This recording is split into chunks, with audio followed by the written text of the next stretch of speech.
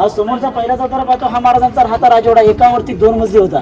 कल्पना करा, दरवाजाला आपण आतमध्ये आलो असतो, आपल्यासमोर मखमली पैठणी कापडाने, काव दिव्यांच्या दिवाने, स्मशानीच्या उजेडाने, फुलांच्या गोंडाने, त्या स्मशानी होत्या, लाईट नव्हत्या, त्या स्मशानीच्या उजेडामध्ये ती मखमली पैठणी कापडामध्ये आज देखील आपण या राहत्या राजे कसे दिसलो असं याची कल्पना केली असेल बघा पूर्णपणे.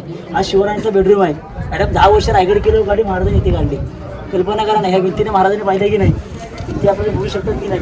या 400 वर्षापूर्वी भिंत आहे, ती भिंत आता बांधलेली आहे.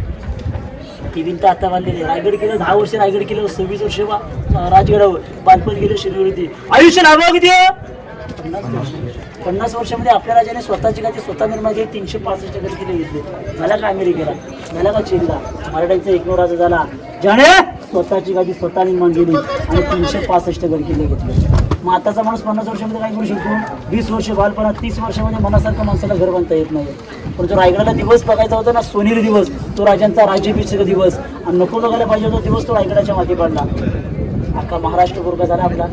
महाराष्ट्राचा दिवस मावळला. तारीख होती 3 एप्रिल 1680, चैत्र पौर्णिमा, हनुमंत जयंती, वार शनिवारी. आपल्या महाराजांना आपला अखेरचा शिवोत्सव सोडला. तो रायगड किल्ल्यावरती समोर होता आणि इथून समोर मंदिर पापडवरती त्या मंदिराच्या बाजूला बघा एक सफेद कलर जंगल बघायला भेटते. तेथे आपल्या महाराजांना दीर्घचिंतेची आज्ञा देण्यात आली. तिथे का शंकराचे भक्त होते. राजे आपल्या शंकराचे भक्त होते. राजे जगाचे ईश्वरा कधी विसरत नव्हते बघा पूर्णपणे. हा समोरच्या बेडरूमला लागून आपल्याला समोर 3 टाके बघायला भेटणार आहेत. पाणी पिण्याच्या टाके आहेत आणि साईडला एक राजांचं स्नानगृह, तिथे महाराजांचं आंघोळ करण्यासाठी ठिकाण आहे बघा. तुम्ही जेव्हा परतीचा मार्ग असाल की नाही, तेव्हा तिथे समोर खाली चपली काढायची.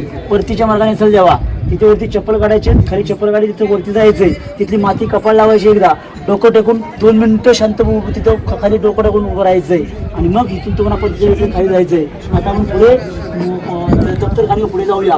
बोला छत्रपती शिवाजी महाराज की.